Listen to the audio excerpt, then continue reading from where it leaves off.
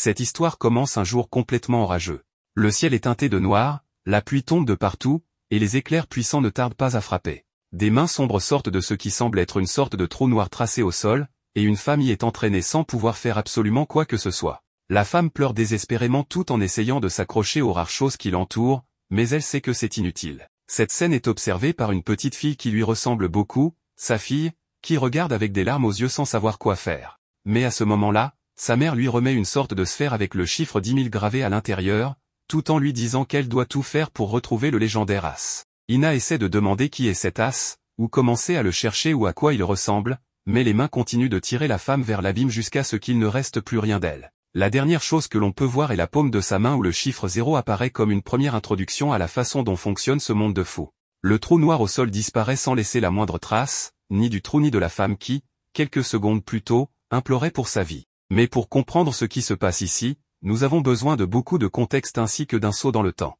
Ce que nous voyons ensuite, c'est Ina qui est maintenant une jeune adulte, arrivant dans l'une des villes les plus importantes du continent, appelée Alcia. Elle se trouve sur une grande place avec d'autres jeunes femmes, à qui elle révèle qu'elle a voyagé toutes ces années à travers Alcia dans le but de trouver quelqu'un de très important. Il est clair qu'elle n'a pas encore trouvé le légendaire as, mais elle garde toujours avec elle la mystérieuse sphère laissée par sa mère. Quand elle mentionne le mot as aux autres filles, elle semble reconnaître le terme mais avoue ne pas savoir où elles l'ont entendu, et bien sûr, elles ne sont pas sûres de ce que cela signifie. Elles savent seulement qu'il s'agit d'une sorte de héros d'antan capable de réaliser n'importe quel exploit, comme courir plus vite que les chevaux et d'autres pouvoirs de ce genre. À ce moment-là, elles sont interrompues et presque effrayées à mort par l'arrivée d'un homme masqué aux cheveux blancs, qui se présente comme Licht. Il semble être une sorte de fou du quartier, que toutes les filles craignent. D'ailleurs, ce type est notre protagoniste, mais au lieu du héros typique auquel on pourrait s'attendre, il a une attitude très étrange. Sans même la connaître, il commence à demander de l'argent à Ina tout en lui touchant les jambes, comme s'il s'agissait d'un pervers. À ce moment-là, on remarque que,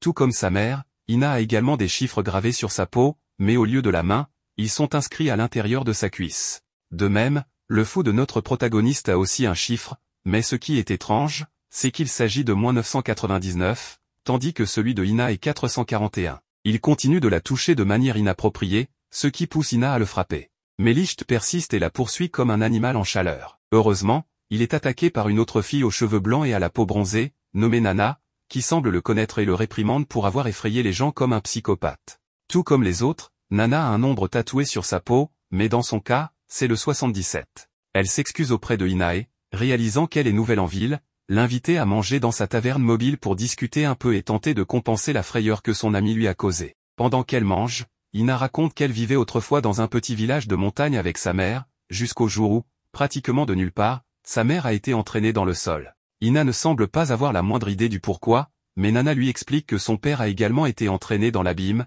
c'est-à-dire l'abysse. Ina ne comprend pas de quoi elle parle, alors Nana lui demande de regarder autour d'elle, en expliquant que dans ce monde, chaque personne a un nombre tatoué quelque part sur son corps, et que ce nombre est lié à une mission prédestinée qu'elle devra accomplir depuis le jour de sa naissance. Ce monde est entièrement gouverné par les chiffres, et chaque personne vivante est forcée de réaliser un compte, comme un compteur de quelque chose depuis le jour de leur naissance. Par exemple, le nombre actuel de Nana est 77. C'est son compteur, et sa mission dans la vie. Ce qui peut faire augmenter ou diminuer son compteur, c'est le nombre de fois où un client lui dit que sa nourriture est délicieuse. On pourrait dire que son compteur est lié à la satisfaction de ses clients, donc quand quelqu'un dit que sa nourriture est délicieuse, le nombre de son compteur augmente, mais si au contraire, on dit que sa nourriture est dégoûtante, le nombre diminue. Notre héroïne montre son compteur, le 441, mais elle n'est pas très sûre de ce qui fait que le nombre augmente ou diminue. À cela, Nana lui dit que cela doit être quelque chose qu'elle fait fréquemment, car son nombre semble assez élevé. C'est important, car tant que tu peux augmenter ton compteur, tu vas bien, mais si ce dernier atteint 0, la personne en question sera envoyée à l'abysse. Techniquement, personne n'est vraiment sûr de ce que c'est, mais on dit que lorsque tu es envoyé à l'abysse, c'est comme si tu mourais sur Terre ou que tu étais envoyé dans un endroit encore pire que la mort elle-même. Pour cette raison, tout le monde est très concentré sur l'augmentation de son compteur et s'assure qu'il ne diminue pas. Une autre chose importante à propos de tout cela est qu'il semble que tu ne puisses pas désobéir à un ordre donné par une personne dont le compteur est plus élevé que le tien. La différence de compteur est la différence de position sociale. Profitant de la conversation, Nana lui demande également comment elle a fait augmenter son compteur. Quel est son compteur?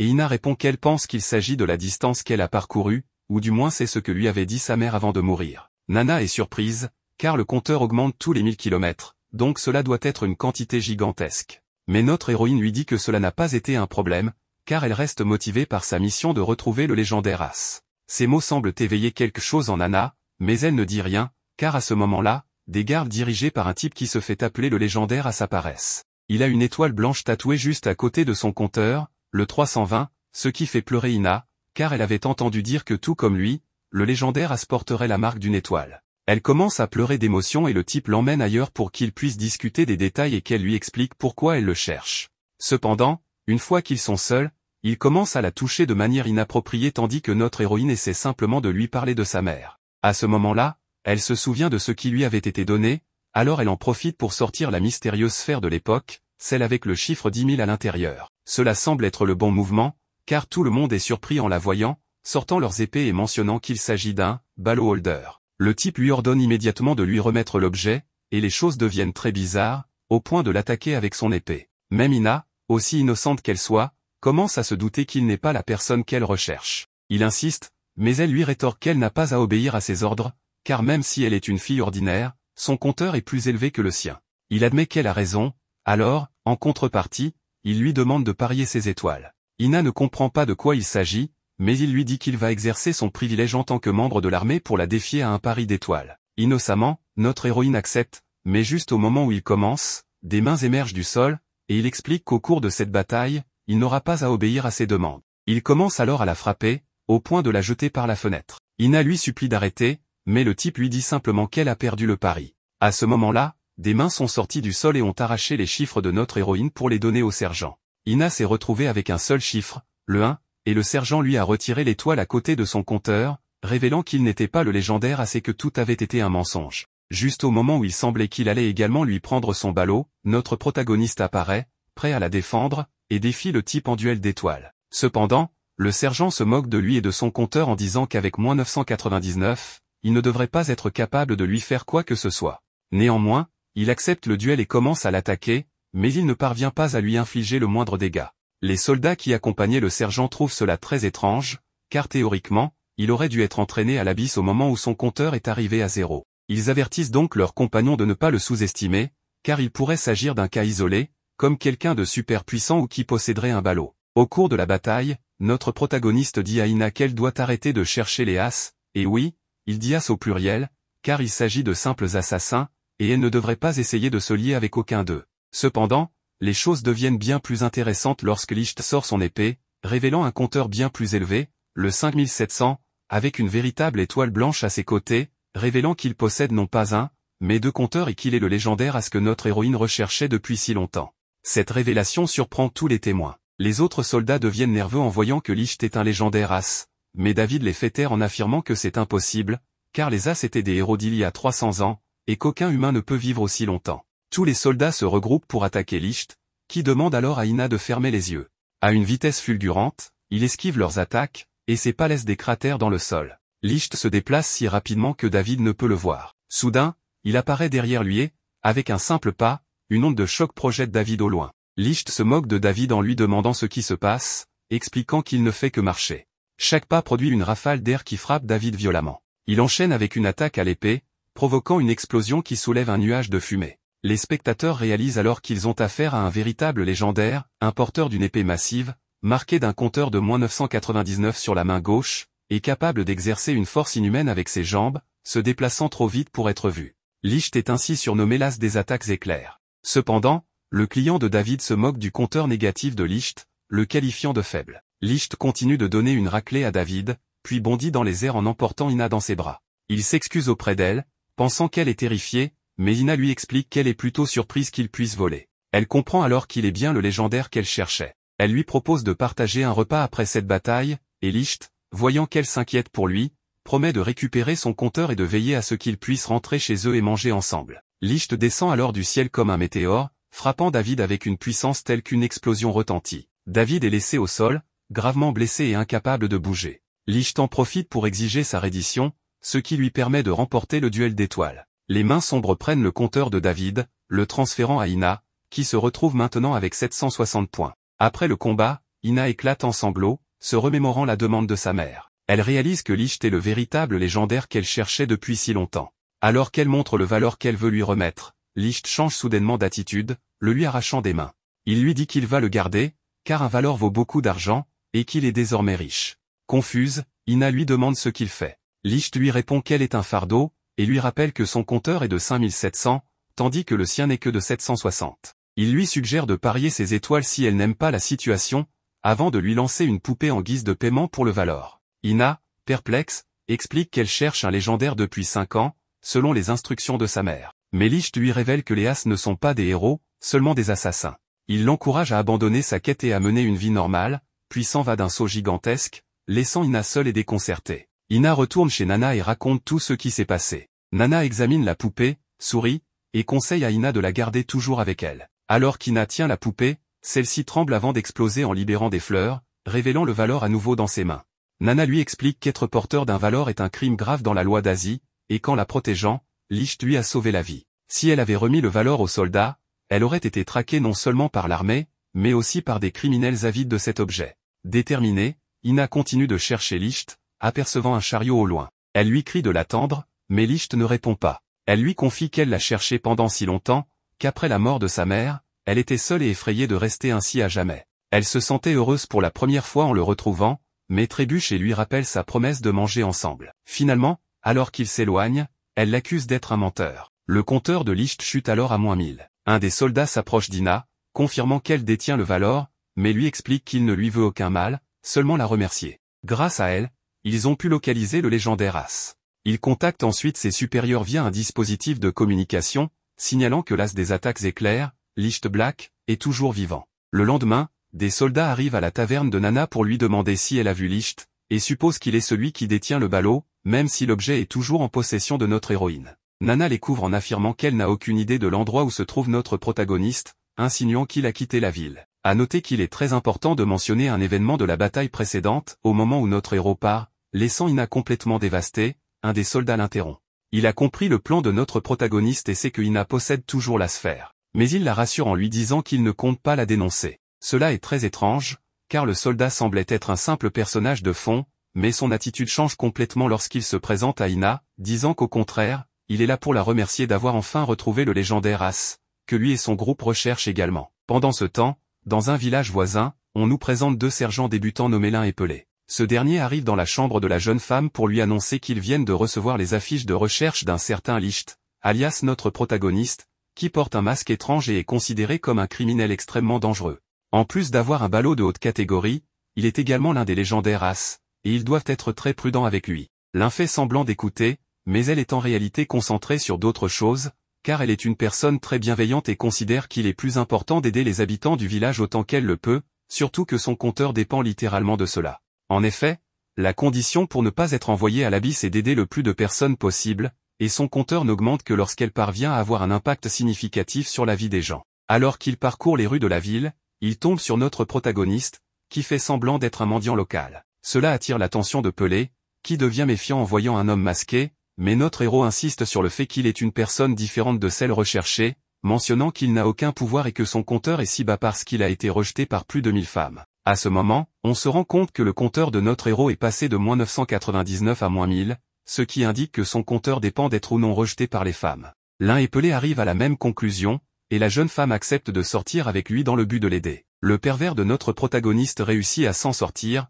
et lorsque Lin prend sa main, son compteur augmente d'1 point, car elle l'aide de manière significative. Au fil de l'après-midi, alors qu'ils font davantage d'activités de couple, le nombre ne cesse d'augmenter, révélant à quel point notre protagoniste était en manque. Après un moment, Pelé admet que cela suffit et qu'elle sait qu'il n'est autre que Licht. Notre héros essaie de feindre l'innocence, mais les deux réussissent à lui enlever son masque, révélant son identité. Il vole l'épée de Lin pour l'empêcher d'utiliser la violence, mais elle commence à l'attaquer avec des coups de pied puissants, capables de fendre un arbre en 2. Pourtant, notre protagoniste esquive chaque coup, ce qui surprend Lin, qui lui demande s'il est vraiment un légendaire As, car il semble impossible de sortir indemne de tels assauts. Licht fait semblant de suivre la conversation, mais ce n'est qu'une distraction pour lui permettre de s'enfuir sous leurs yeux. De retour à la taverne mobile de Nana, Ina aide temporairement à servir les clients, car les deux ont prévu de chercher notre héros, mais doivent d'abord économiser un peu d'argent pour le voyage. La journée se déroule normalement, mais un mystérieux lieutenant, accompagné de plusieurs soldats, se présente soudainement. Il se fait appeler Murdoch. Nana s'approche de lui et remarque l'emblème sur son bras, des barres de fer et un lion, qui semble très représentatif et important. Immédiatement, il lui montre la fiche de recherche et demande où se trouve Licht. Nana détourne le sujet avec insouciance en disant simplement qu'il a disparu. Il rétorque qu'elle ment, car il sait qu'elle et son ami en savent plus qu'elle ne le laisse paraître et qu'il est prêt à faire tout ce qu'il faut pour obtenir l'information. À ce moment, Nana est capturée par des chaînes qui émergent du sol, et il insiste pour qu'elle révèle ce qu'elle sait. Elle finit par dire qu'il est peut-être parti à l'est. Elle le dit avec une telle tranquillité qu'on pourrait croire qu'elle dit la vérité. Mais Murdoch se rend compte de son mensonge, concluant que notre protagoniste doit être à l'ouest, et détruit son établissement en guise de punition pour avoir menti. Après cela, Murdoch s'en va avec le reste de ses soldats à la recherche de notre protagoniste. Heureusement, Ina et Nana vont bien malgré la puissance de l'attaque. La jeune fille demande à la propriétaire de la taverne quel genre de pouvoir était en jeu, car elle n'avait jamais vu un pouvoir destructeur aussi grand et ignorait qu'il était possible de faire surgir des barres de fer directement du sol. Cela montre que malgré tout le système des compteurs, la magie n'est pas courante dans ce monde. Mis à part notre protagoniste et certains membres de l'armée, les gens ne possèdent pas ce genre de capacité. Pour éclairer ses doutes, Nana explique à Ina qu'elle vient d'assister au véritable pouvoir d'un ballot, un objet capable de conférer toute cette énergie, ce qui est en fait la principale raison de leur grande valeur et de leur illégalité. Il est également précisé que les seuls autorisés à les utiliser sont les hauts gradés de la milice, ce qui explique pourquoi c'est un sujet si sérieux et délicat qu'une personne extérieure en est un en sa possession. De retour dans le village de l'Ain et Pelé, cette dernière se désole d'avoir laissé filer notre héros. Bien qu'elle ne semblait pas très enthousiaste à l'idée de pourchasser le criminel le plus recherché de toute Alcia au départ, elle réalise maintenant qu'en le capturant, elle pourrait décrocher une promotion. Malgré cela, elle continue ses activités habituelles, cherchant à faire le plus de différence possible pour les habitants du village. Elle dit que cette invention n'est pas seulement un rêve pour elle, mais un rêve pour toute l'humanité.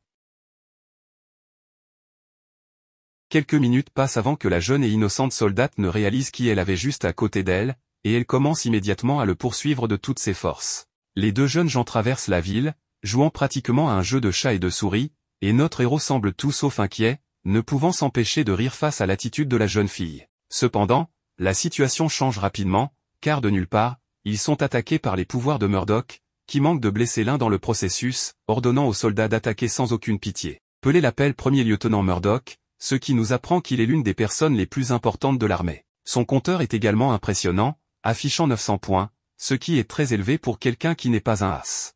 L'un tente de défendre notre héros en précisant que les ordres sont de le capturer, pas de le tuer, et qu'il n'est donc pas nécessaire d'être aussi violent. Mais alors que notre protagoniste semblait acculé, il se relève comme si de rien n'était et commence à combattre Murdoch tout en esquivant les multiples attaques de ses pointes de fer ainsi que de ses soldats. Murdoch lui ordonne de se rendre, car ils ont pour mission d'arrêter tous les détenteurs de ballots illégaux. Notre héros lui réplique qu'il devrait alors s'arrêter lui-même, puisque ses pouvoirs proviennent également d'une sphère. L'un explique que les officiers militaires ont le droit d'en posséder un, car cela leur permet de combattre des adversaires aussi puissants que lui, tout en nous révélant que chaque détenteur de ballot peut activer des capacités uniques en fonction de son compteur. Notre héros écoute cette explication calmement avant de tenter de s'échapper une fois de plus, et il semblait même sur le point de réussir quand soudain, Murdoch l'arrête en se déplaçant à une vitesse incroyable. Face à lui, il invoque une colonne de fer qui immobilise complètement Licht. Ce dernier est surpris, car avec un compteur de 900, Murdoch ne devrait pas être capable de telles prouesses. C'est alors que Murdoch invoque une grande cage tout en expliquant que son compteur n'est pas réellement de 900, mais de 12 500. Cependant, il le garde caché pour éviter une promotion. Ensuite, ils se battent de nouveau entre eux, mais Licht est acculé par les poutres métalliques de Murdoch. Lors d'une de ses attaques, il lui prend son épée, puis il se met en garde pour un combat corps à corps. Licht prend alors la même posture que lui, ce qui surprend énormément Murdoch. Ils entament un échange d'attaques à grande vitesse, mais à un moment donné, Murdoch réussit à donner un coup qui force Licht à reculer. À ce moment-là, il reprend l'épée de Licht, la lui rend et lui explique qu'il n'a aucun problème, car ses attaques rapides sont trop lentes. En entendant cela, Licht saute haut dans le ciel pour effectuer son attaque spéciale. Les soldats avertissent Murdoch du mouvement décrit dans le rapport, mais Murdoch reconnaît que Licht ne s'est pas volé et qu'il s'agit simplement d'un saut. Ensuite, Murdoch commence à lancer de nombreuses attaques vers Licht qui les bloque, ce qui pousse Murdoch à expliquer qu'il ne peut pas voler, car si c'était le cas, il aurait esquivé les attaques et non les contrées. Nous voyons que Licht esquive chaque attaque, mais cela l'empêche également d'effectuer son attaque spéciale. Murdoch explique que son compteur indique le nombre de fois qu'il s'engage dans ses convictions, que son fer représente cela, et qu'aucun criminel ne peut l'arrêter. C'est pourquoi les malfaiteurs le surnomment avec crainte la volonté de faire. Juste après, Murdoch utilise une énorme poutre sortie du sol pour frapper violemment Licht, ce qui lui permet de le piéger en immobilisant son corps contre des poutres de fer et de détruire les piliers qui l'enfermaient. Cela fait soupirer Licht, qui admet sa reddition et lui dit qu'il peut l'emmener où il veut, mais Murdoch lui dit qu'il a besoin de temps pour lui poser des questions, car cet incident a suscité de nombreuses interrogations. Il est clair pour lui que Licht est membre de l'armée, tout comme lui, et que les arts martiaux qu'il a démontrés sont la technique de combat militaire enseignée à l'armée royale ancienne, ce qui prouve qu'il n'est pas un déserteur ordinaire. Murdoch ajoute qu'on lui a ordonné d'utiliser toutes les ressources disponibles pour l'arrêter, même avec un compteur simple de 5700. Il lui demande aussi comment un guerrier légendaire peut encore être en vie après 300 ans.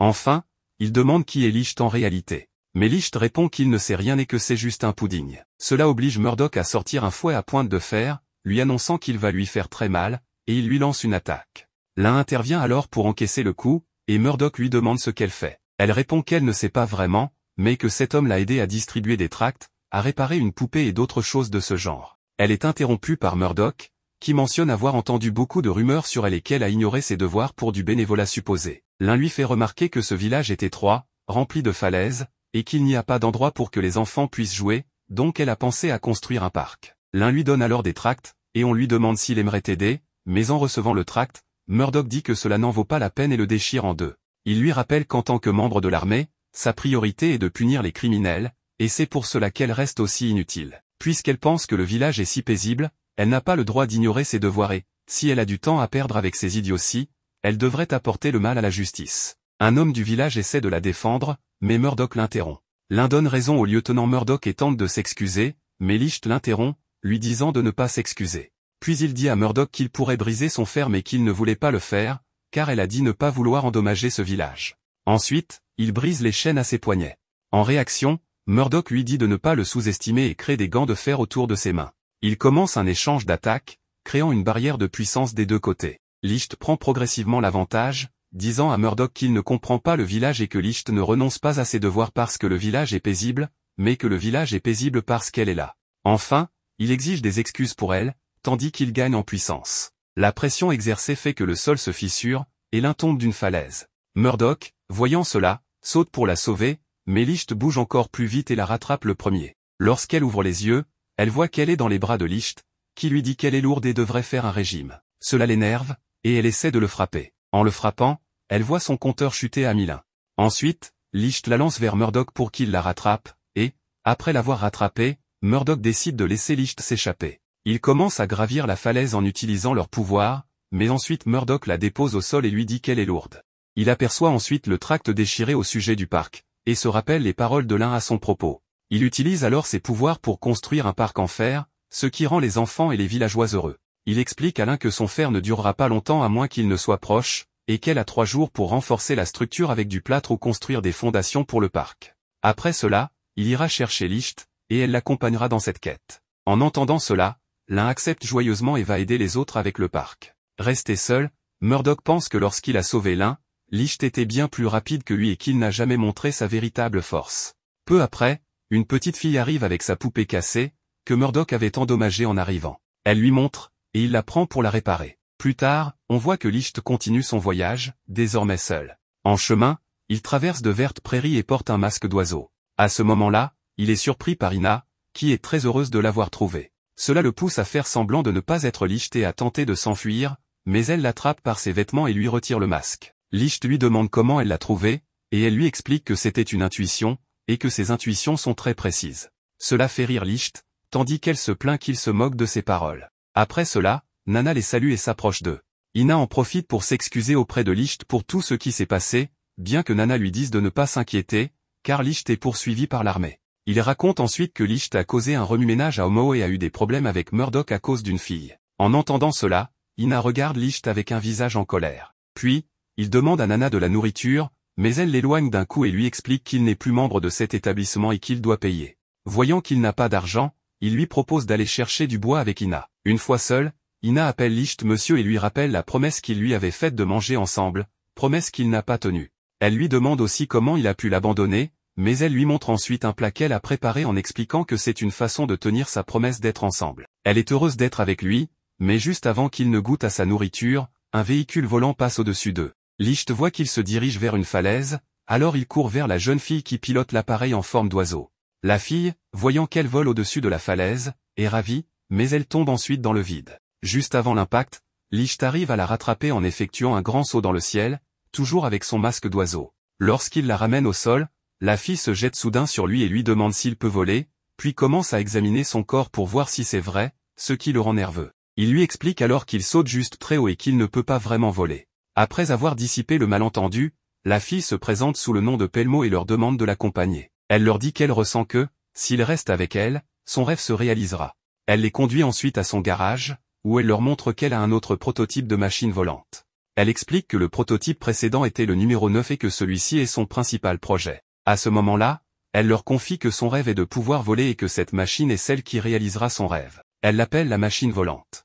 Elle mentionne également que, lorsqu'elle sera terminée, la vie des gens sera meilleure, car ils pourront voler au-dessus des montagnes et aller où ils le souhaitent en peu de temps. Elle dit que cette invention n'est pas seulement un rêve pour elle, mais un rêve pour toute l'humanité. Cependant, elle admet qu'elle n'arrive pas à le faire fonctionner et se demande où est l'erreur. Licht lui commente que la recherche sur le vol est interdite à Alicia et que la sanction est la mort. Elle acquiesce et raconte que dans ce pays, tout ce qui tente de voler est arrêté et exécuté. Elle ne comprend pas la raison, mais elle affirme que cela vaut la peine de risquer sa vie pour certains rêves. Depuis son enfance, elle a ce rêve, malgré les tentatives des autres pour la décourager, et elle ne renoncera jamais. Elle ajoute que les rêves sont essentiels pour continuer à vivre, et que renoncer à ses rêves équivaut à être mort. Après l'avoir écouté, Licht lui dit qu'elle a peut-être raison. En voyant le changement de Licht sur son plan, Pelmo dit qu'il pourrait bien fonctionner et que son intuition est toujours précise. Elle les laisse ensuite seuls, disant qu'elle fera rapidement les modifications nécessaires et qu'ils peuvent se détendre. Une fois seul, Licht demande s'il a bien fait. En l'entendant, Ina lui dit que oui, car ce qu'il a fait est bien. Même s'il ne comprend pas tout, le conseil de Licht aidera à réaliser le rêve de Pelmo. Elle demande alors à Licht quel est son rêve, vu qu'il voyage beaucoup, mais il répond que c'est un secret, ce qui l'a fait se plaindre de ne pas pouvoir le savoir. Cela pousse finalement Licht à lui avouer que son rêve est de voir sa culotte et il tente alors d'écarter ses jambes, mais ils sont interrompus par Pelmo qui leur annonce qu'elle a terminé. Elle leur montre sa machine de vol finale et, grâce à l'aide de Licht, elle est convaincue qu'elle pourra voler. Soudain, Licht remarque un groupe de soldats de l'armée qui s'approche de loin. Pelmo leur explique que c'est probablement parce qu'elle a fait de nombreux essais. Licht dégaine alors son épée, et Ina demande à Pelmo de monter rapidement pour fuir. Cependant, après un moment d'hésitation, Licht s'excuse auprès de Pelmo et détruit complètement la machine devant elle. Elle le regarde, stupéfaite, mais comprennent finalement son geste. Les soldats arrivent et expliquent qu'ils ont reçu des rapports indiquant qu'elle mène des recherches sur le vol. Pelmo, leur montrant les restes de la machine, leur demande si cela ressemble vraiment à une tentative de vol, prétendant qu'elle ne fait que réparer un moulin. Cette excuse suffit pour convaincre les soldats de partir. Une fois seule, Licht s'excuse de nouveau auprès de Pelmo, mais elle lui explique qu'elle comprend son geste. Elle sait que même si elle réussissait un vol en présence de témoins, elle risquerait d'être exécutée. Licht lui avoue que, pour la sauver, il aurait dû éliminer tous les témoins. Pelmo lui répond qu'elle ne pourrait jamais lui permettre de faire cela. Ina lui propose alors de construire une autre machine et lui offre son aide. Touché par ses paroles d'encouragement, Pelmo la remercie, mais refuse, en expliquant que c'est la fin. Elle leur montre son compteur, qui passe de 1 à 0. À cet instant, un abîme s'ouvre sous elle, et des mains sombres surgissent du sol pour l'attraper. Pelmo leur explique alors que son compteur se base sur le nombre de fois où elle a réalisé son rêve. Lorsqu'elle a reçu ce compteur, elle avait 10 essais, mais elle en perdait un à chaque échec. La machine détruite était la dernière. Elle dit à Licht de ne pas s'inquiéter, car elle est certaine que son conseil lui aurait permis de voler, et elle est satisfaite de cela. Alors qu'elle est lentement engloutie par l'abîme, Ina se remémore ce qui est arrivé à sa mère, ce qui le désespère et le pousse à essayer de l'aider. Mais les mains sombres l'attaquent lorsqu'il s'approche, et Licht la défend en frappant ses mains avec son épée. Ce geste lui provoque une décharge électrique qui parcourt tout son corps, et des fragments de souvenirs lui reviennent en tête. Il se couvre alors l'œil gauche. Licht empêche ensuite Ina, qui tente de secourir Pelmo une nouvelle fois, en lui disant que ce n'est pas nécessaire. Pelmo le rassure que se faire avaler par l'abîme n'est pas une mort certaine, et elle sent même qu'elle se dirige vers un nouveau monde où elle pourra réaliser son rêve. Elle est convaincue qu'ils se reverront, car elle a de très bonnes intuitions. Après s'être finalement séparée d'eux, l'abîme l'engloutit complètement. Peu après, Licht tombe à genoux, essoufflé, ce qui inquiète Ina. Elle remarque alors qu'un nombre 001 est gravé dans son œil gauche. Licht se réveille et voit qu'Ina est endormie à ses côtés. Il commence à croire qu'il ne peut pas sauver les personnes qu'il rencontre. Peu après, elle se réveille, mais constate que Licht n'est pas là. Elle sort, paniquée, pour le chercher. Elle découvre alors qu'il ne s'est pas enfui, mais qu'il se lavait simplement le visage, ce qui la rassure. Après avoir voyagé un peu plus, ils arrivent au village et se promènent dans les rues. À ce moment-là, elle s'inquiète pour lui et se remémore ce qui s'est passé lorsqu'elle a vu son œil étrange la veille. Ce qui s'est produit, c'est qu'elle lui avait demandé ce que c'était, mais Licht lui avait demandé de ne pas regarder tout en cachant son œil. C'est pour cette raison qu'elle lui demande s'il va bien. Il lui répond que oui et tente de nouveau de voir sous sa jupe. Peu après, Lynn apparaît et lui demande s'il sait combien d'efforts il a dû fournir pour le retrouver. Mais il lui dit aussi qu'il n'a pas encore pu le remercier comme il se doit. Il le remercie donc de l'avoir sauvé et le fixe. Elle profite de ce moment pour lui passer une menotte et déclare qu'il est désormais arrêté. Elle voit ensuite Ina et lui demande qui elle est. Ina lui retourne la question. Lynn se présente et mentionne à Licht qu'ils sont sortis à Hong Kong. Ina se présente également et se rend compte qu'ils voyagent tous les deux ensemble. En voyant cela, les deux femmes sont troublées et regardent Licht. Face à cette situation, Licht s'enfuit, mais avant qu'il puisse s'échapper, Nana le bloque d'un coup. Elle commente que cette situation, impliquant un homme et deux femmes, est intéressante. Elle se proclame la grande sœur et décide de régler les choses. Un peu plus tard, Nana devient présentatrice et organise un concours entre Ina et Lynn, une bataille culinaire pour conquérir Licht. Il y a un grand public et Licht est attaché à une chaise, servant de récompense pour cette bataille. Ina accepte de participer, et sous la pression, Lynn accepte également. Nana donne alors le signal de départ. Lynn se dirige vers les étals de légumes et demande au vendeur les ingrédients dont il a besoin. L'homme lui offre une réduction en plaisantant qu'elle est une jolie épouse. En continuant sur cette lancée, il reçoit un grand coup de pied de sa part, bien qu'elle regrette ensuite son geste. De son côté, Ina ramasse des ingrédients dans la forêt lorsqu'un ours la charge. Cependant, l'ours est pris au piège. Ina s'approche avec un couteau. Plus tard, Nana demande à Lynn ce qu'il prépare. Il explique qu'il s'agit d'un ragoût fait avec amour. Ina arrive alors avec une charrette contenant un ours et un sanglier. Tout le monde est surpris de voir comment elle s'est occupée de l'ours. Pelé explique que ses compétences sont comparables à celles d'un chasseur ayant passé des décennies en montagne. Ina partage qu'elle a voyagé seule pendant longtemps et qu'ils peuvent s'habituer à faire les choses de leurs propres mains. Les deux concurrentes finissent leur ragoût. Nana présente d'abord le ragoût de crème blanche de Lynn, suivi du ragoût d'ours et de sanglier d'Ina. On commence par juger la nourriture de Lynn. Licht goûte son plat et dit que c'est délicieux. Ensuite, c'est au tour du plat d'Ina, qui a un aspect peu appétissant. Malgré ses doutes, Licht prend une bouchée et déclare que c'est délicieux. Il en prend même davantage, ce qui surprend Pelé. En goûtant à son tour, il confirme que malgré l'apparence, le goût est exceptionnel. Licht remercie Ina pour ce ragoût incroyable. Nana lui demande alors de désigner une gagnante entre Ina et Lynn. Cela met Licht dans une situation délicate. Mais soudain, Murdoch arrive et rappelle à Pelé et Lynn qu'il leur avait ordonné d'arrêter Licht. Licht répond qu'il est déjà arrêté puisqu'il est attaché à une chaise. Murdoch trouve cela absurde, car Licht ne reste pas sagement attaché. Licht reconnaît son point de vue, se détache et annonce qu'il va s'échapper. Il prévient que si cela se produit, ce sera la faute de Murdoch, qui est responsable. Cela mène à un nouveau combat entre eux, semant la panique parmi la foule. Murdoch demande à Licht s'il cache son véritable pouvoir. Sans réponse, ils continuent leur affrontement. Licht décide de recevoir le coup suivant de Murdoch, mais ce dernier s'arrête avant de le frapper. Nana les interrompt, leur demandant de se comporter en adultes. Elle exige qu'ils nettoient leurs dégâts. Ils baissent leurs armes, mettant fin au combat. Le soir, ils boivent à la taverne de Nana. Le lendemain matin, Murdoch se réveille au sol aux côtés de Lynn et Pelé. Il tente de réveiller quelqu'un pour demander où sont passés les autres, mais personne ne se réveille. Il se souvient alors que Nana est responsable de leur soirée bien arrosée. Pendant ce temps, Licht, Nana et Ina se dirigent vers le village d'Amnésie. Lynn et Pelé continuent leur route pour les poursuivre. À un croisement, ils prennent un autre chemin et découvrent un soldat blessé. Avant qu'ils ne puissent dire quoi que ce soit, ils s'effondrent. Ils aperçoivent alors que le village plus loin est entièrement brûlé et détruit. Après leur arrivée au village pour mieux comprendre ce qui s'y passe, Lynn remarque des marques étranges sur les arbres et le sol. Pelé l'appelle pour lui montrer quelque chose et explique que ce village était célèbre pour son magnifique lac, mais que celui-ci a disparu, remplacé par un immense trou entouré de nuages sombres et électriques. Murdoch trouve qu'il fait trop sombre pour distinguer quoi que ce soit et se demande ce qui se passe. Lynn suggère que ce trou pourrait être l'abîme. Peu après, Pelé rapporte qu'il y a un survivant et interroge cet homme sur les événements. Celui-ci explique qu'un démon est sorti du trou. Il raconte qu'un jour, alors qu'ils profitaient d'un déjeuner tranquille, la terre s'est mise à trembler, et ils ont vu qu'un trou avait remplacé le lac. Murdoch lui demande plus d'informations sur le démon. Le soldat explique qu'ils ont tenté de combattre la créature, mais leurs armes étaient inutiles. Les femmes et les enfants ont été brûlés par les flammes que crachait ce démon. Murdoch, cependant, pense qu'il ne s'agit pas d'un démon, mais peut-être d'un porteur de valeur. Le soldat insiste sur le fait que ce n'était pas un humain, mais un démon de l'abîme qui pouvait voler. Puis il s'évanouit. Murdoch réfléchit et se rend compte qu'aucun membre de l'Arménie porteur de valeur ne peut voler, et que cette pratique est strictement interdite. Pendant ce temps, Licht est avec les autres dans un autre village. Lynn, Pelé et Murdoch les rejoignent avec le soldat blessé. Le soldat est soigné, et Nana informe qu'il n'a rien de grave. Murdoch, assis à une table face à Licht, refuse une boisson que ce dernier lui propose. Licht plaisante en disant qu'il est probablement contrarié parce qu'ils l'ont laissé dormir et l'ont abandonné. Murdoch raconte alors à Licht l'histoire du démon de l'abîme tout en pointant une lance en fer vers lui. Il affirme qu'il sait que Licht n'est pas coupable, mais qu'il détient des informations nécessaires. Nana les interrompt pour calmer la situation et leur rappelle qu'il perturbe son commerce.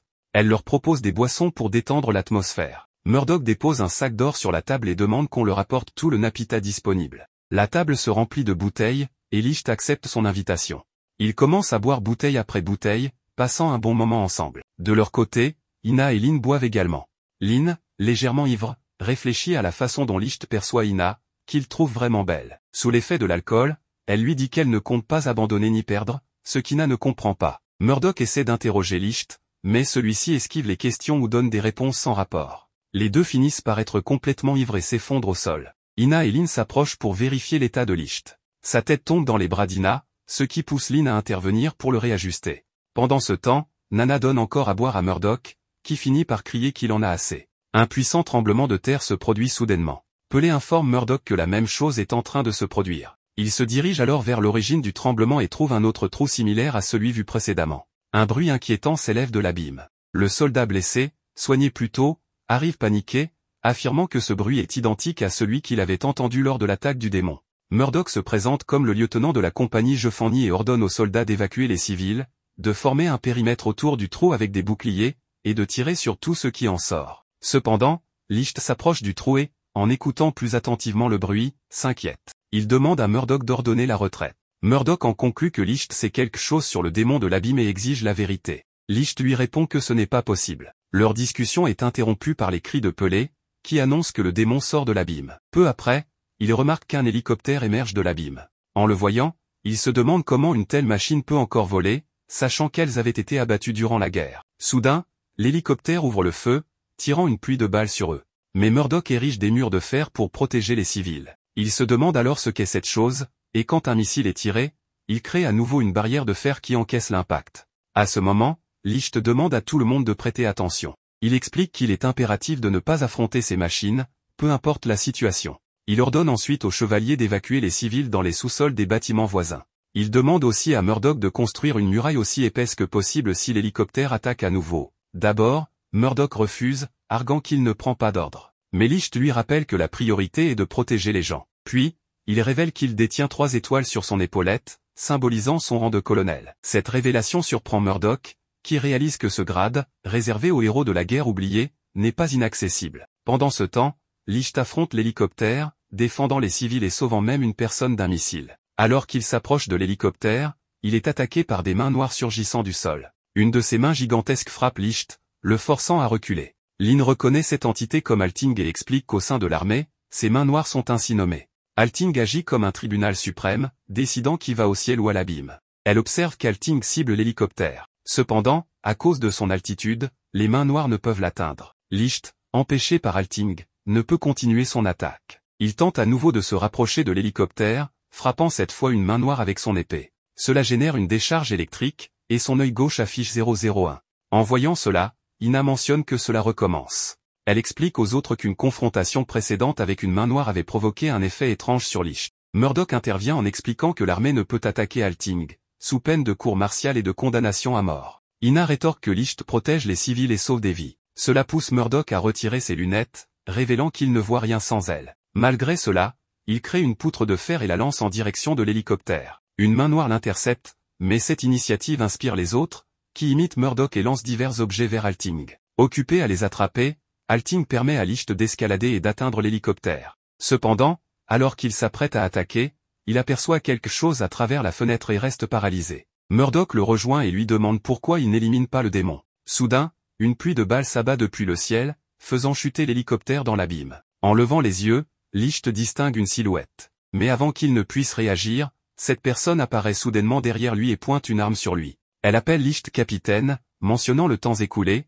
et Licht l'appelle par le nom Sonohara. À cet instant, Murdoch demande qui elle est, mais avant qu'il n'obtienne une réponse, elle lui tire dans la poitrine, le faisant s'effondrer au sol. Ensuite, elle se présente alors comme Mizuka Sonohara, l'as légendaire de la poursuite. Son compteur affiche un impressionnant total de 32 000. Elle demande ensuite à tous les présents d'oublier ce qu'ils ont vu ce jour-là. Mais, voyant que cela ne fonctionnera pas, elle propose de les éliminer tous.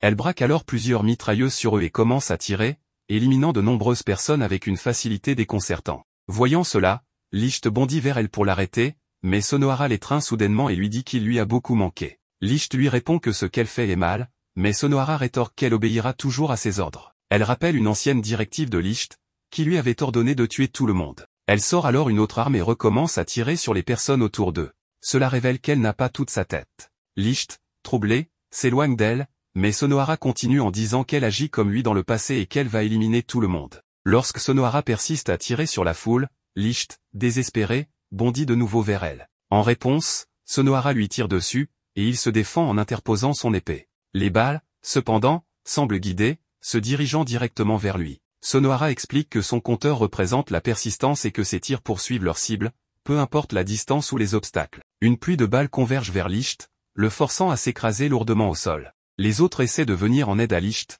mais ils sont soudainement immobilisés par des hommes en costume noir, eux aussi armés. Dans la confusion, Licht est désarmé et Sonohara le domine. Alors qu'elle continue ses actes de violence, Licht lui crie d'arrêter, mais elle lui répond que s'il veut sauver les autres, il doit redevenir celui qu'il était autrefois. Licht refuse, affirmant qu'il ne veut pas la tuer. Mais Sonohara, avec une expression de désespoir, lui révèle qu'elle souhaite qu'il soit celui qui la mette fin à ses souffrances. Elle lui dit qu'il ne pourra pas le faire tant qu'il ne deviendra pas l'ancien capitaine. Pour le pousser à redevenir le foudroyant as de l'attaque, Sonohara place un enfant devant Licht, braquant une arme sur lui. Elle le menace pour le forcer à changer, mais avant qu'elle n'ait le temps d'agir, un bruit étrange se fait entendre. Lorsqu'elle se retourne pour en comprendre l'origine, elle remarque que l'enfant est seul et que ses hommes ont disparu, morts. Soudain, Licht apparaît derrière elle, rappelant qu'il lui avait ordonné de s'arrêter. Avec une expression glaciale, il lui demande de ne pas bouger car il va en finir avec elle, peu importe les circonstances. Licht ramasse alors son épée du sol. En voyant cela,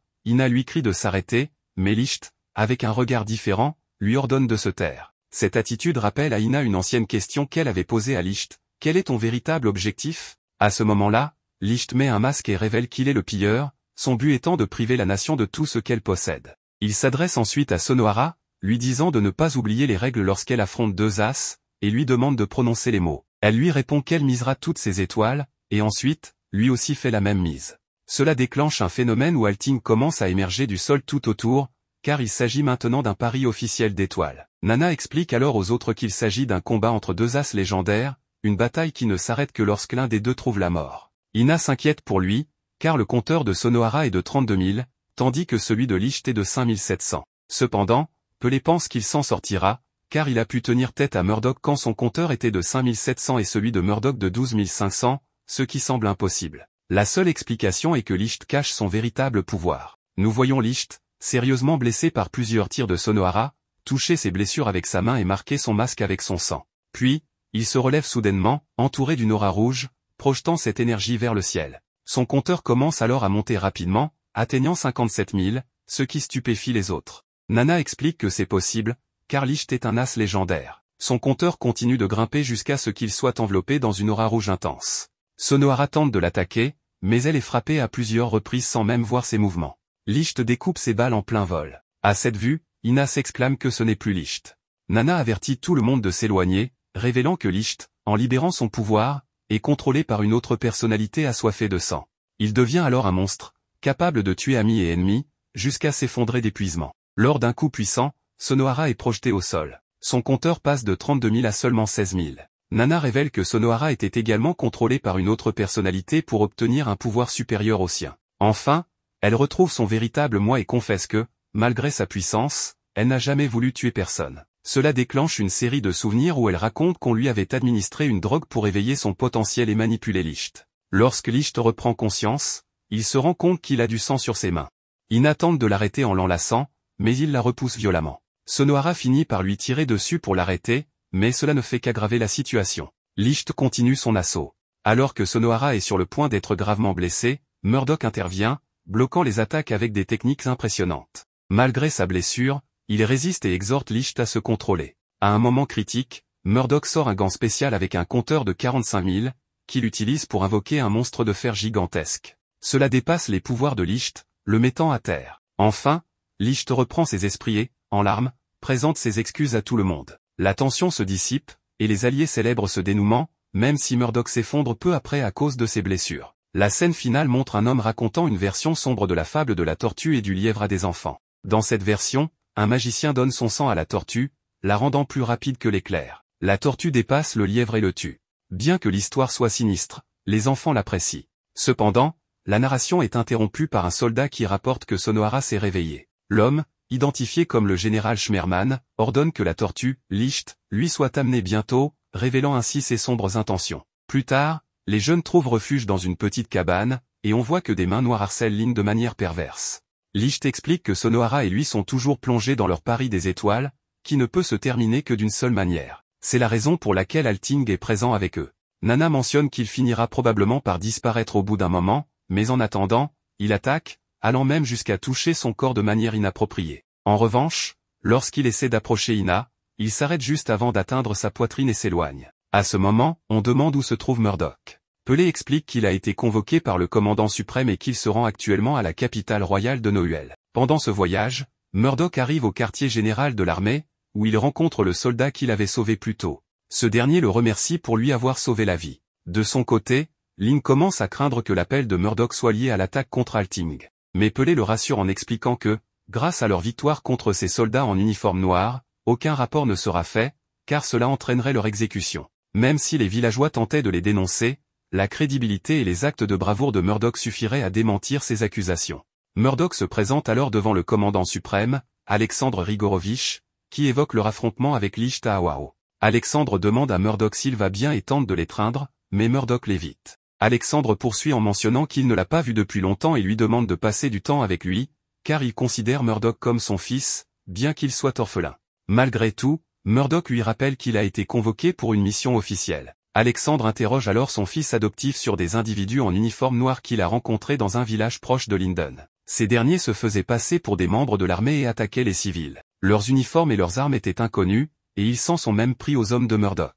Alexandre lui explique que ces individus ne sont pas sous son commandement, mais sous celui de la famille royale. Ils appartiennent à une unité spéciale connue sous le nom de UFS, unité de services spéciaux, une division secrète dédiée à l'espionnage, aux enlèvements et aux assassinats. Ces agents, équipés de balles spéciales appelées urnes, ne suivent aucune règle. Murdoch, intrigué, pose des questions sur les As. Alexandre lui raconte alors leur histoire. Ces soldats légendaires sont des humains modifiés chirurgicalement, utilisés lors d'une guerre vieille de 300 ans. Leur capacité surpassait celle des soldats ordinaires, et ils formaient une unité invincible, dirigée par Licht. Cependant, après la guerre, les As cessèrent mystérieusement de vieillir, probablement à cause des effets secondaires de leur modification.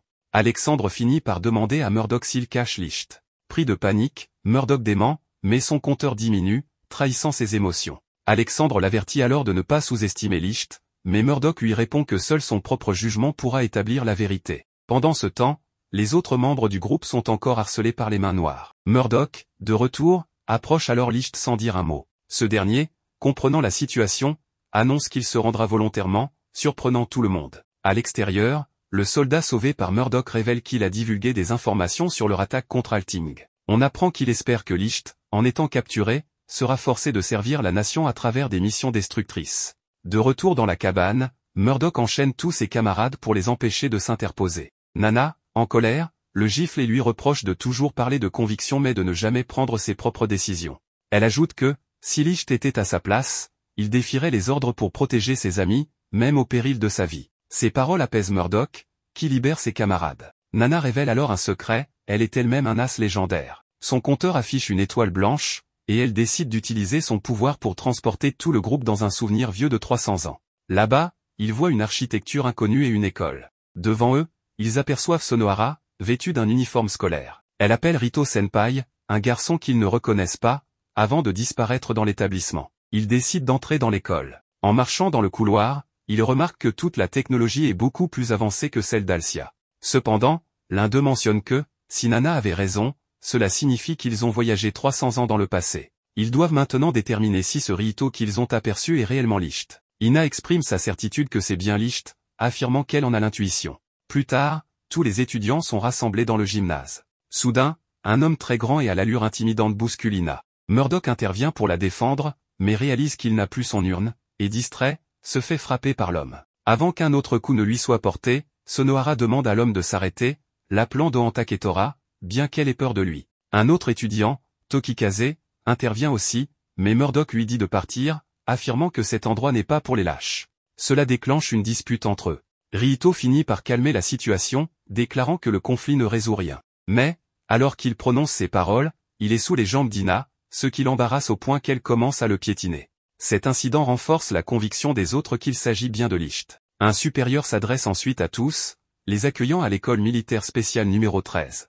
Il annonce que, dès ce jour, ils cessent d'être des civils et qu'ils n'ont qu'une seule chose à faire, obéir aux ordres. Qu'on leur dise de manger, dormir ou mourir, ils doivent s'exécuter. Une autre instructrice, la sous-lieutenante Firanda, prend la parole pour rappeler que la nation est en grave danger. Elle explique que la dernière guerre a détruit les villes importantes, dégradé l'environnement et provoqué une famine mondiale. Un autre instructeur interrompt Firanda, incitant les étudiants à devenir de bons soldats pour gagner argent et nourriture. Il annonce ensuite la venue du directeur de l'académie et commandant général, le major Schmerman. Ina reconnaît ce nom comme celui d'une personne ayant raconté des contes aux enfants et responsable de la chasse actuelle à Licht en tant que fugitif. À la surprise générale, le major commence à narrer le même conte à l'auditoire. 3 étudiants rient de lui, ce qui pousse le major à leur ordonner de se taire. Comme ils n'obéissent pas, l'instructeur apparaît derrière l'une des étudiantes et lui tire une balle dans la tête. Il rappelle que les soldats suivent les ordres sans discuter et que la désobéissance est punie de mort. Il exécute ensuite les 2 autres étudiants rieurs, semant la panique parmi les autres.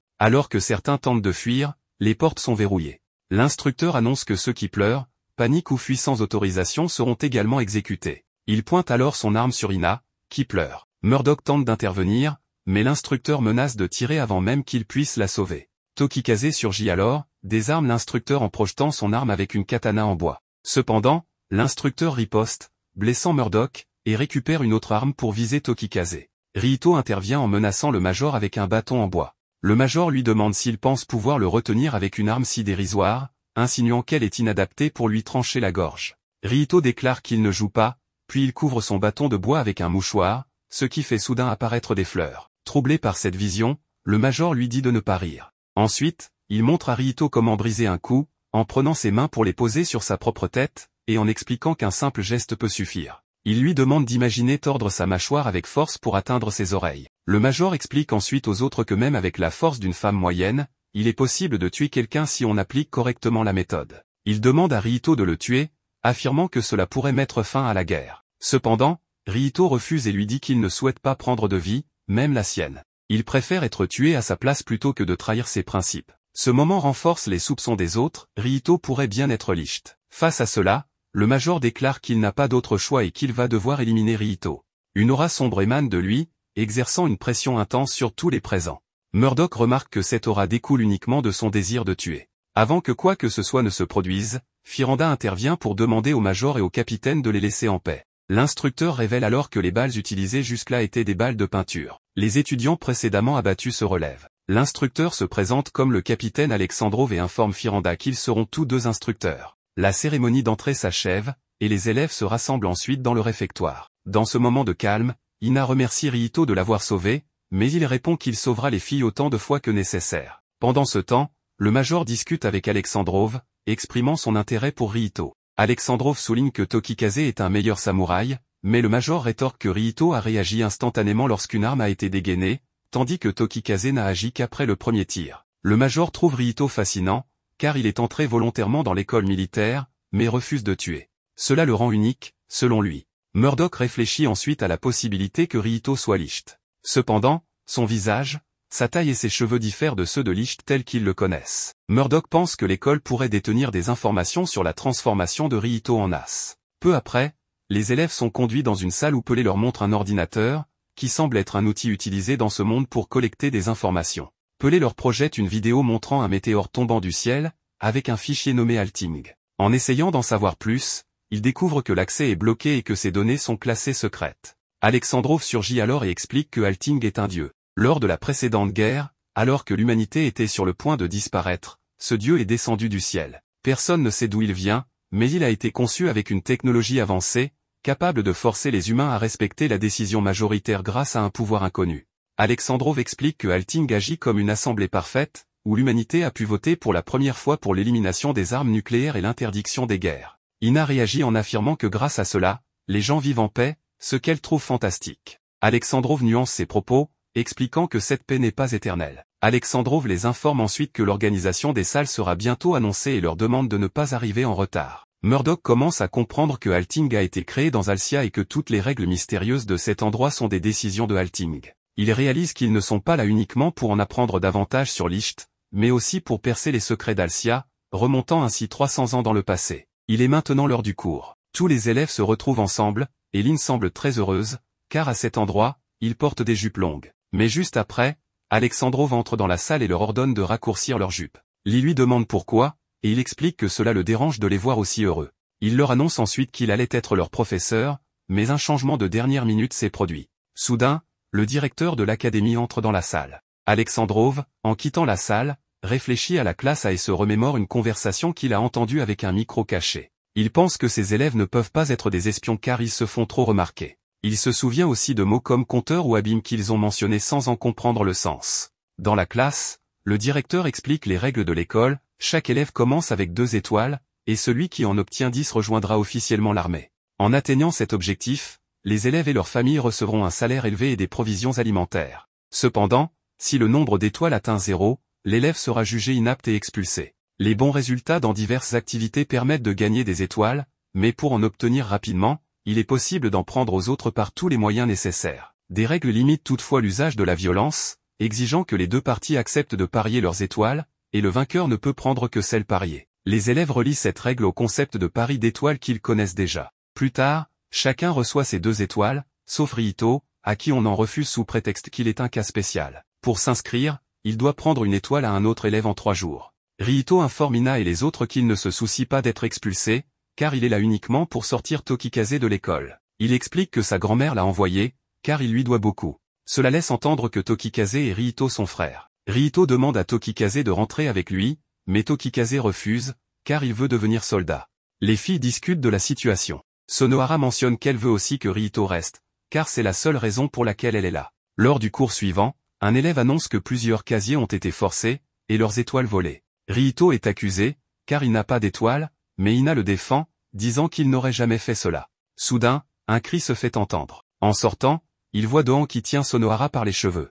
Elle lui demande de rendre ses étoiles. Doan porte déjà 10 étoiles sur sa poitrine. Tokikaze lui demande s'il a volé celles de Sonohara, mais Doan explique qu'elle les lui a données par peur. Les élèves l'accusent des vols, mais Doan répond qu'ils n'ont aucune preuve. Doan exige que Tokikaze rende ses étoiles en échange de la vie de sa grand-mère. Tokikaze accepte et explique que les parents de Doan prêtent un dojo à sa grand-mère, qui serait sans abri si elle était expulsée. Tokikaze demande à ses amis de ne pas intervenir. Après cela, Doan s'en va, et Lynn en colère veut le défier mais Pelé l'arrête en le faisant tomber. Murdoch donne une étoile à Sonohara pour lui éviter de se faire expulser, et les autres en font de même, en se partageant les étoiles entre eux.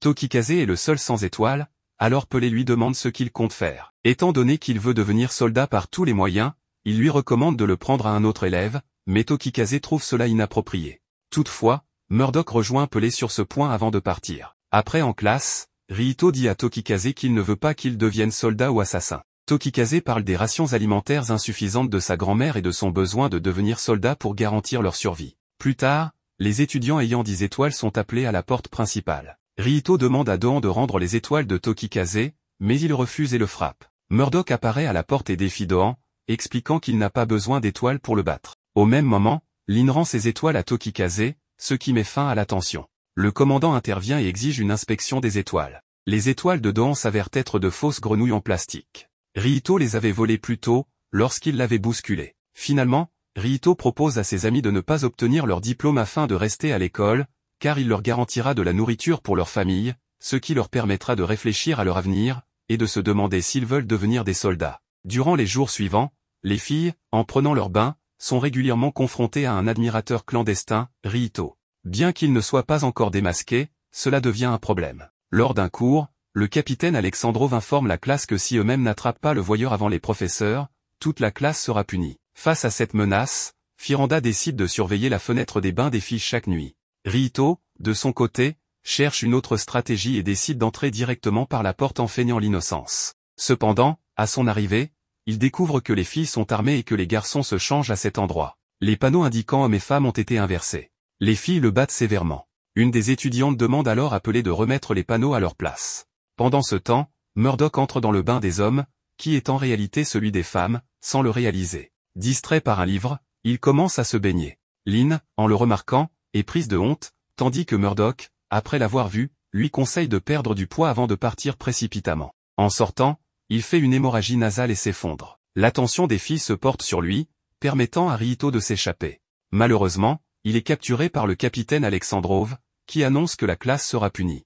Toute la classe est alors envoyée en plein milieu de la forêt. Murdoch propose de chercher de l'eau et de la nourriture, tandis que les filles partent au fleuve sous la guidance de Rihito. Une fois là-bas, il tend une corde pour les faire trébucher, les faisant tomber dans l'eau. Leurs vêtements devenant légèrement transparents, elles se couvrent, gênées, tandis que Rihito insiste pour qu'elles sortent pour éviter d'attraper froid. Finalement, elles sortent, et Saki, une des filles, se montre volontairement à Rihito pour illustrer que leur décision de devenir soldat leur a déjà fait perdre toute honte. Elle lui explique qu'elles n'ont pas d'autre choix que de s'enrôler, car leurs familles dépendent de leur réussite. Rihito, troublée, leur demande si elles ont réellement envisagé les implications de devenir soldat, notamment le fait de devoir tuer. Saki confesse qu'elle préférerait ne pas tuer, mais que dans ce monde, c'est parfois inévitable. Elle mentionne qu'elle a 4 jeunes frères et sœurs et que si elle ne devient pas soldat, ils mourront de faim. À ce moment-là, le directeur apparaît et propose une alternative, devenir un armée qui ne tue pas. Il leur explique qu'il est possible d'être des soldats protecteurs sans jamais prendre de vie, mais que cela exige de devenir bien plus puissants que leurs ennemis. Cette idée ravit tout le monde, et ils acceptent son offre. Le directeur leur demande ensuite de l'appeler Seigneur Schmerman. Plus tard, Murdoch décide de suivre le directeur en secret. Il découvre que celui-ci accède à un ascenseur secret menant à un complexe souterrain sophistiqué. Là, Murdoch entend une réunion entre le directeur, le capitaine Alexandrov, Firanda et un autre officier. Dans la salle secrète, le directeur demande si les recherches ont permis de dupliquer l'urne.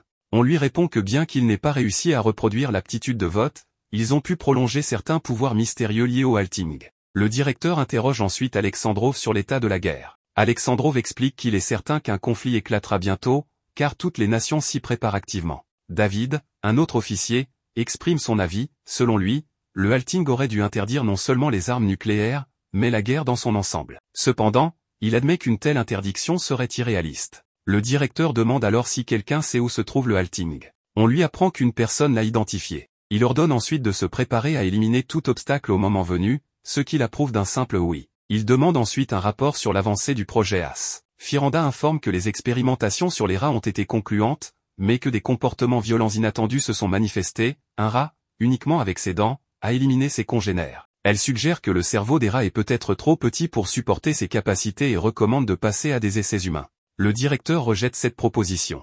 Ensuite, il demande qu'on lui apporte une urne, et il se demande ce qui arriverait après l'avoir donnée au rat opéré. Lorsque le rat absorbe les capacités de l'urne, il déclenche un chaos dans la pièce, mais le directeur le maîtrise en le congelant avec un mystérieux pouvoir. Observant cela, Murdoch est terrifié, se demandant quel est ce pouvoir, car il ne semble pas lié à une valeur. Ébranlé, il tombe à genoux, ce qui attire l'attention du capitaine Alexandrov. Une petite fille apparaît soudain devant Murdoch, lui annonçant qu'il sera éliminé dans 5 secondes. Cependant, elle le transporte en sécurité dans sa chambre avant qu'Alexandrov ne puisse le retrouver. La fille, qui se présente comme Nana, lui demande de se calmer. Elle lui révèle qu'il dispose d'une chance de s'en sortir. Elle mentionne qu'elle est le sujet d'expérimentation numéro 7 et qu'elle possède le pouvoir de voyager dans le temps, ce qui lui vaut le titre d'as de la conscience, dans le futur. Elle explique que certaines personnes peuvent synchroniser leur génétique avec le halting pour obtenir des pouvoirs sans avoir besoin d'urne, contrairement à d'autres, comme Murdoch, qui nécessitent d'utiliser une urne. Elle raconte également que les expériences menées sur des enfants ont échoué,